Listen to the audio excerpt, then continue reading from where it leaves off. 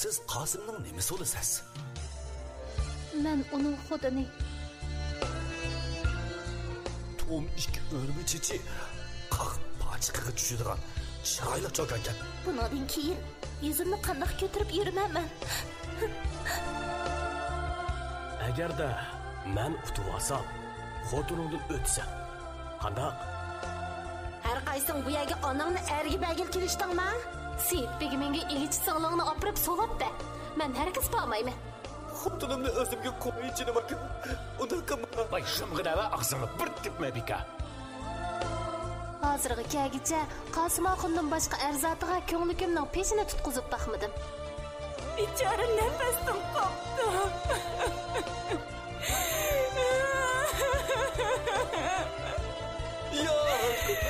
Kelmaysizlar. Bu joyda qolasizlar. Unda qilmanglar.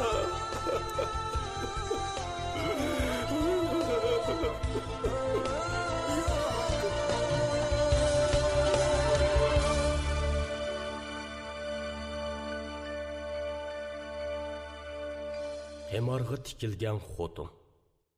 Oysham Ismoil tabassum. 10-qism. Avzixon acha, onamga nima bo'ldi? Avzixon burnini tortib cho'nqur birini tinib oldi va 2 kundan beri to'xtamay yig'lab yotibdi. Ig'ziga kiyamsamidi? Aralni ko'taralaydigan bir qo'li bilan o'zini o'zi urib, chechini yulib, livini tishlab qonatib etgan. Jiq tasalli berdoq bo'lmasa, yana to'li yig'lab o'ziga kelamadi. Sivermisa xonni uyda yo'q deb, issiqsiz qolmasin deb kunda 2 vaqt tamoq qilib sundim. Akşam yine de konup halidan xabar eliyotgandan bo'lmasa, lekin shu bek ojizlab ketgan. Tuni gün akşam uyga chiqib bolalarga kechki choy qilib berib kirguncha bechora nafasdan qopdi.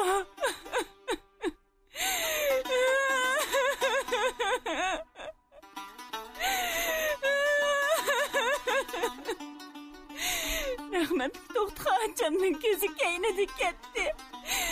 Sizga uchur qilmay turib yerligida qo'yishga ko'nglim unamay, tong otmasdan yo'lga chiqdim.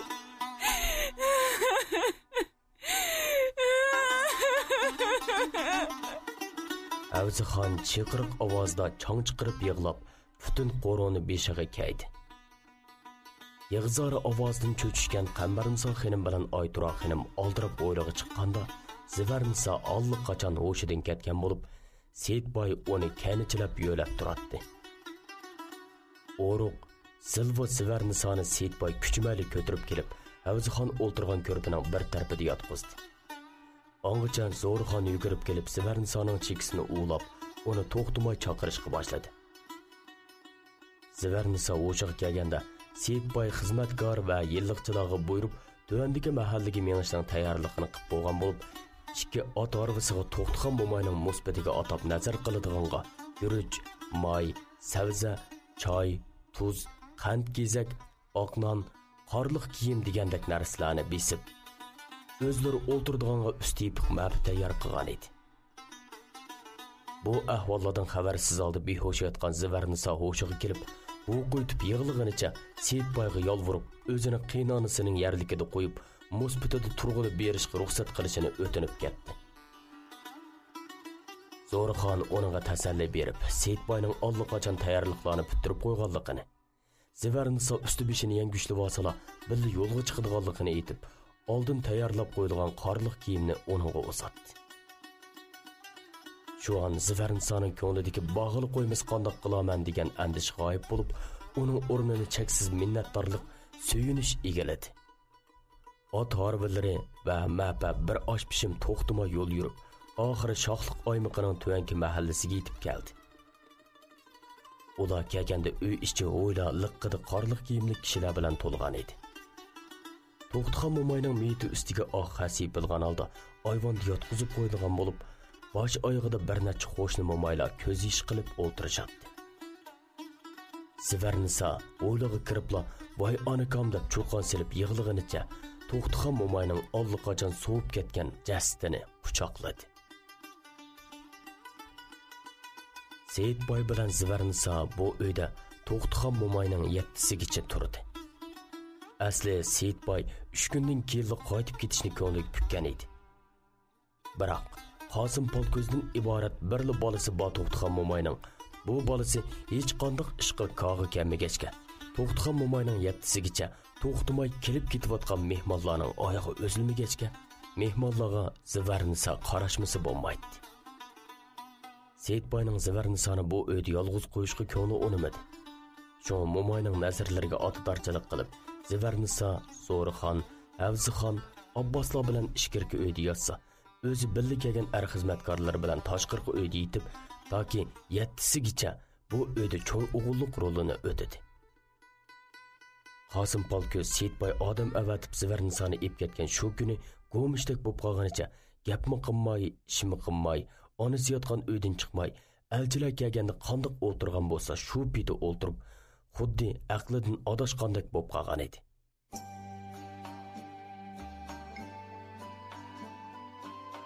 O onasining azoblanib, ichidan tugishib ketib qolganligini o'z ko'zi bilan ko'rdi. Orolni medirlita oladigan, lekin yanada turgan narsani tutib elishga mador yetmaydigan so'l qo'lini tasta harakatlantirib, o'z-o'zini urg'inini, choyshlarini yulg'onligini, yuragiga mushlab, zar-zar yig'lag'anligini, levini tishlab qon qilibatganlarini o'z ko'zi bilan ko'rdi. Har narsalarni uttirvatganda, har narsalarni buzvatganda olaymagan onasi mush qitim uningga dahshatlik olib, dushmaniga chakchaygandek chakchaydi. Tishlarini o'chirlatib, ichida nimalarnidir deb tilladi. Lekin og'riq yotgandan beri To'xtixon mo'mayning gapini uqqili bo'lmag'achqa, u onasining o'zini nima deb tilganligini bilmadi. U qo'rqdi. Xuddi onasiga tuyuqsiz g'oyibdan mador kirib qoladigandek. Das o'rnidan turib kelib, uni kelidan bo'g'ib, ostiga besib qattiq urib ketadigandek. Chikki ko'zini o'yib, yuragini sug'urib oladigandek. Otq so'rtib, tog'mi tog', toshliqmi toshliq choptirib, uni titma talon qilib o'ltirib yetadigandek tuyulib, uni sur bosdi. O tug'ilib aqlini bilgandan beri onasini bu holda ko'rib boqmagan edi. Rahmatlik dadisi bir ish bilan ochiqlab qo'yib qolsa-mu, har qachon eg'ir besib, muloyim, rohish edi. Hamma ishni chiroyli so'zlab, yiqishliq kulib turib hal qilishga tirishadi.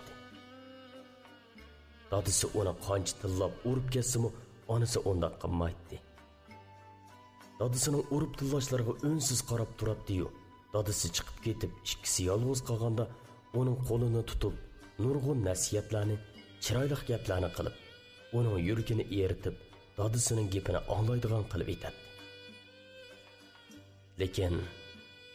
Lekin darvozdan shundoq chiqdi-mu, 6-5 olqanat og'aynasini ko'rgan amon, dadisining dakki dashnamlari, onasining chiroyli gaplari qanot chiqarib uchib, uningdan 1000 yil yiroqlab ketadi. Mana endi o gap anglamaganlarning, o'z beshimchilik qilganlarning jazosini onasining unsiz muomalasidan ko'rib o'tdi. Shu topda onasi o'rnidan tura olsa, chirib ikki qiz gap qila olsa, nimalarni davita, nimalarni qilib eta, Mana keyingi ishlar dal mushu sabablar tufaylidan kelib chiqdi. Tog'dak yor yo'lak, pul tepishga epiba, hamma nimasini balam uchun deb yig'adigan dadisi uning dastidan qon sapra bo'lib olamdan o'tdi. Qachon kelsa voy balam deb quchqini kerib oldiga chiqadigan onasi uning kasofatidan polash bo'lib harakatdan, gapdan qilib yerimjon bo'lib yotdi. Bir bolasining onasi bu uy uchun yoshlik bahorini, zehni quvvatini, kuchini oymagan, dardini ko'p tatgan bo'lsa-mu halovatini ko'rib boqmagan oydek chiroyli xotini uning nabobligi tufaylidan endi haqning amriga o'tdi. Vayron bo'g'ini bo'lib, so'rilib, chuvilib, elib ketilgani elib ketilib, oilasi butunlay xoni vayron bo'ldi. Buni kimdan ko'rish kerak? Qosim Polko'z to'rikka yo'linib o'tirgan yerda uxlab, Yani shu yerdan qo'piyotqali 3 kun bo'lganda mo'mayning ko'zi yumildi. Texi bir sutkaning oldida uyga chiqib bolalarga choy damlab beriblik kiray. Ko'zlari onlarda bo'lsin bolam. Bir narsa lozim bo'lsa sunib baslar. Ish bo'lsa meni chaqirg'aylar deb qo'yib chiqib ketgan Avzixon bir piyola gulqand ko'tarib kirib, qo'lidagini dasturxonga qo'ygunicha chirridi chiqiravatdi. Muktab o'ltirgan Qosim Polko'z cho'chib beshini ko'tardi. Avzixonning titrab kelib, mo'mayning burniga qo'lini takkizibla cho'chib ketganidan qo'shoqqa yetib yig'lab, onasining yostiqi ostidan bir oq yog'liqni elib, mo'mayning engakini tanganligidan ajabsindi. O o'mirigan pita onasining yiniga kelib, mo'mayning qo'llarini tutdi. Yuzlarini silidi. Yig'lab turib, uni to'xtamay chaqirib, silkishlab ketdi. Biroq mo'may jimjit edi. Hatto nafassiz edi. Mo'mayning yetti nazari to'kigandan keyin Seyitboy xizmatkorlarga bir qo'yning go'shini besib, qaytadan polo dumlatkizib, Avzixon qatorliq qo'shnilarning hammani yig'ib to'rga boshladi. Qo'shnilar to'liq yig'ilib bo'lganda, u pagoda qo'l bog'lab turib, necha kundan beri bu o'dik ishlarga ha-hu deyishib jafo chekkani uchun hammalarga tashakkur etdi. Ondan har biraylarning oldiga mushdek go'sht besilgan bir tovoqdan polo keltirib, o'zimi ular bilan bir dasturxonda g'izalandi. Dasturxon yig'ilib bo'lganda Seyitboyning xos xizmatkori bir patnusda tangi ko'tarib keldi. Seyitboy mehmonlarga takshi qarab, bu necha kunda har qaysinglarni ko'p malol qildik. Anim bo'lsa marhum Jaloliddin xo'ja bilan to'xtxona ocham diyonatlik esil kishilardinkan. Mana sizlardek esil qo'shnilari, jonga jon bo'ladigan, qiyin kunda asqatadigan aqam soyalari borkan. Meni yot ko'may uyga boshladilar. Har ishda oldida menib marhumning xeyrdorligini qildinglar. Voysimay jafosini chekdinglar. Bugun men marhumlarning o'rnida hammanglarga chin ko'nglimdan rahmat aytaman. Hammalarga ko'pdan ko'p tashakkur. O'ltirishqanlar izzat bilan o'rnidan turib, bir ikki og'izdan takallub so'zlarini qilib, Seyitboyning taklifi bilan qaytadan joylashib o'ltirishdi. Zivarnisa xonim ikkimizning har qaysilariga rahmat aytish yuzidan ozroq otig'inimiz bor edi. Az bo'lsa-mu, abi qaysilariga 3 kumush tangadan choy puli sundiq. Ko'pning barobarida qabul qilishga ayla. Xizmatkor yigit tangalar tizilgan patnosni ko'tarib berib, har biraylarning oldida bir qitimdan to'xtab chiqdi. O'ldirishqanlar bir ig'izdan 10 daqiqa masalami bo'ladi, bak javob ketibla deb qo'yishdi va rahmat tashqalli aytishib, har biri 3 donadan tangani elib, Seyitboyga mamnuniyat bilan qarab qo'yishdi. Mushu ishlar bo'lib o'tkichimi, ruhi chiqib ketgandek o'ngviqib o'ltirgan Qosim Polko'z yana shu to'rikka yo'laglik edi. Qo'shnilar qaytish uchun o'rinlaridan turishdi. Lekin hech kim uningga bir ig'izmi gap qilmadi. Tasallimi bermadi. Xuddi u bu uyning odami emasdek, xuddi u bu uyda yo'qdek. Hech kim uningga parvo qilmay jimmadi chiqib ketishdi. Seyitboy bilan Zivarnisa eshik oldigacha chiqib, ularni uzitib qo'ydi. Ondan Seyitboy xizmatkorlarga nas keraklarni yig'ishtirib, qaytishga taraddud qilishni topaladi. Untekin studiyasi. Zivarnisa qaynonasi yo'q, cho'ldarab bo'ron uchib qolgan uyga to'xtamay qaradi.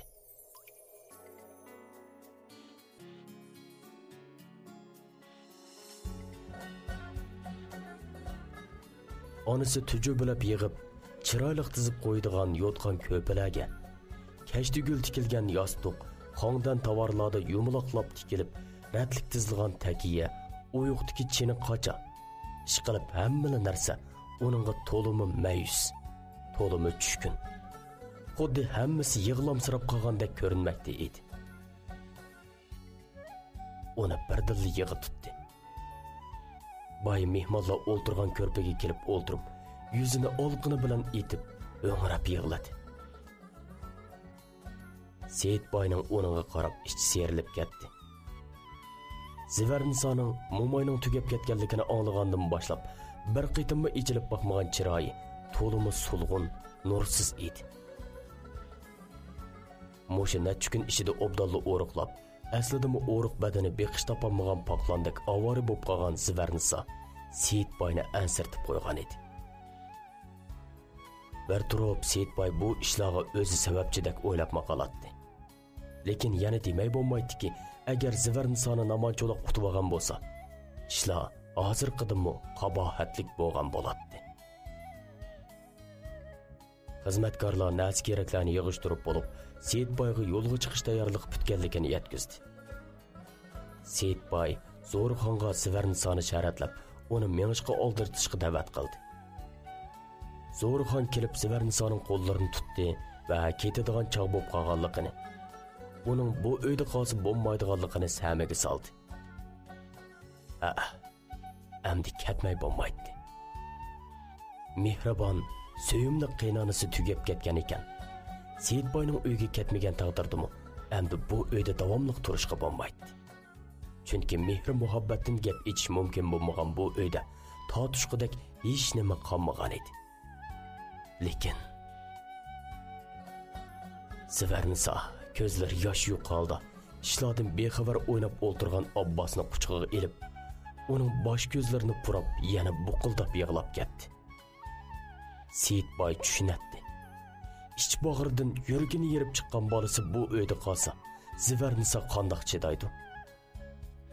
Chidab ketgan taqdirdimi, o'z hojatidanmi chiqolmaydigan kichikkina bola bu uyda o'z yolg'iz qandoq qiladi? Dadisining holi ana. O'lisili bo'ladigan yeri qoldi. Bolasiga qarg'udek holi bormi uning? Olimodis, mushu norisida bolani qimorga tikib quttirib yetib qolsa. Seyitboy buning davomini o'ylashga jur'at qilolmadi. U ostog'ini kelib, Zivernisaning yanida o'ltirdi va qo'lini uning mo'risiga qo'yib, "Bolani birga ib ketaylik," dedi. Zivernisa toqqida beshini ko'tarib, rasmo degandek Seyitboyga sinchilab qaradi. Seyitboy yiqimliqini kulib, beshini lang'ishtib qo'ydi. Shu an Zivernisaning chehraga kulki yugurib, yuzlari nurlanib ketdi. Ular Athor va Mapilaga joylashib yo'lga chiqqanida, Qosim Polko'z vaqirab nari totqinicha uy ichidan yugurib chiqdi va Zivernisa bilan uning quchqidagi kichik Abbosga esilib olib, yig'lab jidal qilib ketdi. Ketmaysizlar, mushoyda qolasizlar, ishga bormaysizlar. Yo'q, ketmaysizlar. Mushoyda qolasizlar, undan qilmanglar.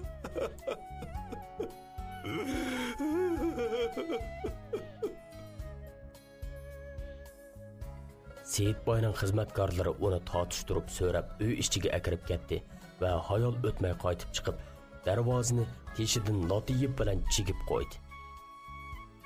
Bu ahvolni ko'rib turgan bir necha qo'shnilarga o'zlari yiroqlab ketgandan keyin eshikni ochib, uni chiqarib etishni topilib qo'yib, yuqorqi mahallaga qarab yurib ketdi. Bu qitam Zivernisa tirkashmadi. Bormayman deb jidalmi qilmadi. Abbosni quchqig'iga elib, Mapining Seyitboy o'ltirgan tarafiga chiqib joylashib, bolasini ching tutib o'ltirdi. Otlarning oyoq tevishi, bo'yinlaridagi qo'ldirmalarning jaranglashi, Arva va Mapilarning bag'on siri yiroqlab ketishi Qosim Polko'zning yuragini sug'urib tortib-atgandek, ich turib tuz sepib-atgandek beorom qilmoqda edi. U bo'sog'i tuvida dumli yetib, bog' kuchi bilan yerni qamollab, o'kirab yig'lab atdi. Untekin studiyasi.